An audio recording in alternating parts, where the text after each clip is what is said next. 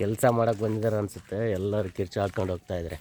Heavy ದೊಡ್ಡದಿದೆ ಇದು, ಹೊರಾಂಗಣ ದೊಡ್ಡದಿದೆ. ಇಲ್ಲಿ ಟೆಂಪಲ್ಲು. ಸೊ ಅಲ್ಲಿ ನೋಡಿದ್ರೆ ಮಾತಂಗ ಹಿಲ್ ಸಿಗುತ್ತೆ. ಇದು ಮಾತಂಗ ಹಿಲ್ಲು, ಅದ್ರ ಕೆಳಗಡೆ ಈ ಟೆಂಪಲ್ಲು ನೋಡಿ.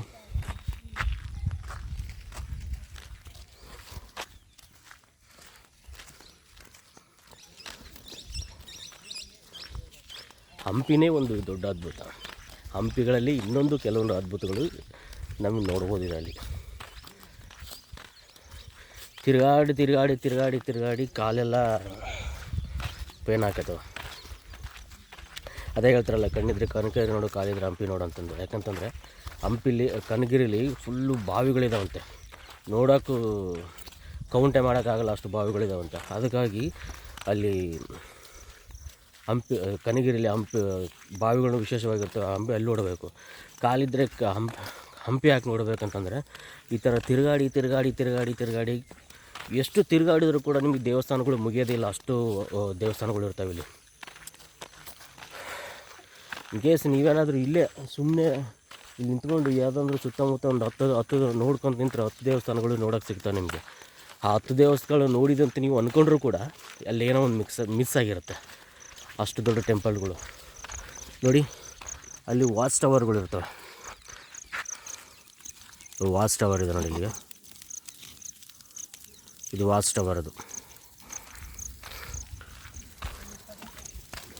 ಅಂದರೆ ಆವಾಗಿನ ಕಾಲದಲ್ಲಿ ಸೈನಿಕರುಗಳು ಅಲ್ಲಿ ನಿಂತ್ಕೊಂಡು ಎಲ್ಲದನ್ನು ಸುತ್ತಮುತ್ತ ನೋಡೋಕ್ಕೆ, ವಾಚ್ ಮಾಡಲಿಕ್ಕೆ ಆ ಥರ ಇಟ್ಟಿರೋ ವಾಚ್ ಟವರ್ಗಳು.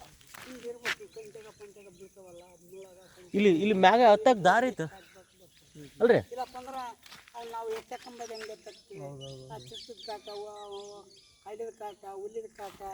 ಚಿರ್ತಿಗಳು ಅದಾವೆ ಇಲ್ಲಿ. ಅಂದ್ರೆ ಅಗಲೆತ್ತೂ ಬರ್ತಾವ.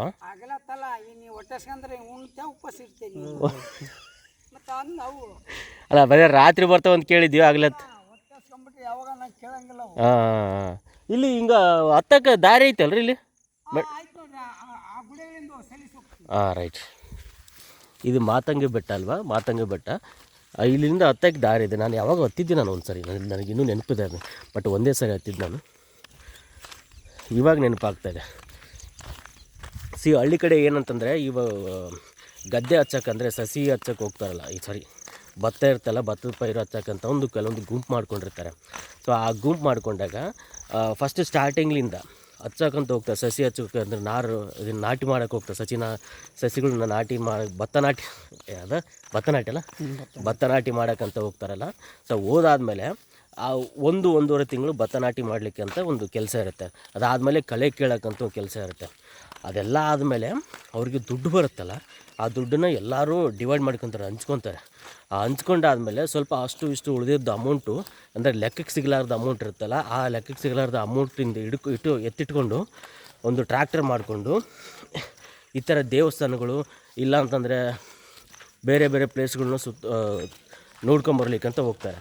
ಆ ನೋಡ್ಕೊಂಬರ್ಬೇಕಾದ ಟೈಮಲ್ಲಿ ಅವಾಗ ನಾವು ಬಂದಿದ್ದೀವಿ ಇಲ್ಲಿಗೆ. ಫಸ್ಟ್ ಟೈಮ್ ಹಂಪಿಗೆ ಬಂದಿದ್ದು, ಅದೇ ನನ್ನ ಫಸ್ಟ್ ಮೆಮೊರಿ.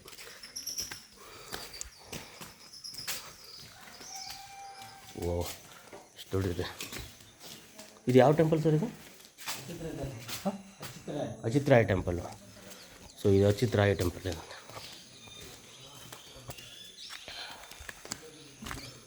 ಇಲ್ಲದಲ್ಲ ಆ ಮಾತಂಗ ಬೆಟ್ಟಕ್ಕೆ ಹೋಗೋ ದಾರಿ ಇದು. ಹಾಂ, ಇದೆ. ಇಲ್ಲಿಂದ ಹತ್ಬೋದು. ಹತ್ತಿದ್ದೀನಿ ನಾವಿಲ್ಲಿ.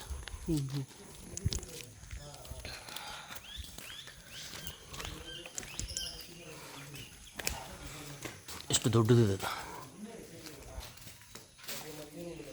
ಅಚಿತ್ರಾಯ temple.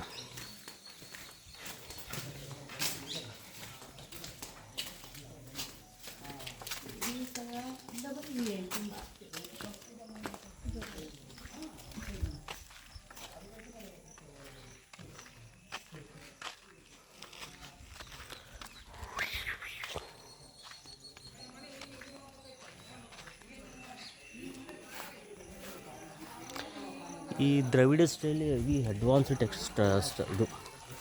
Dravida style advanced architecture ಇದು. ಈ ಅರ್ಧಂಬರ್ಧ ಉಳಿದಿರೋದು ನೋಡಿ ಅಡ್ವಾನ್ಸ್ಡ್ ಆರ್ಕಿಟೆಕ್ಚರ್ ಅಂತ ಹೇಳಿದ್ದಾರೆ. ಇನ್ ಕೇಸ್ ಏನಾದರೂ ಪೂರ್ತಿ ನೋಡಿದರೆ ಏನು ಇಳ್ತಾ ಇದ್ರು.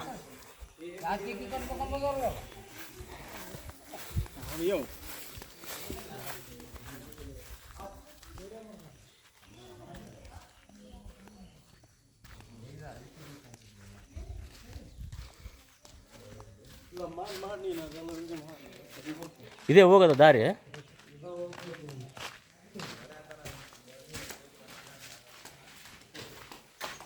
ಅದು ಮೋಸ್ಟ್ಲಿ ಇದೆ ಅಂತ ಅನಿಸುತ್ತೆ. ಪ್ರತಿಯೊಂದು ದೇವಸ್ಥಾನ ಅದಕ್ಕೊಂದು ಕಂಪೌಂಡ್ ಒಳಗಡೆ ಇನ್ನೊಂದು ಕಂಪೌಂಡು.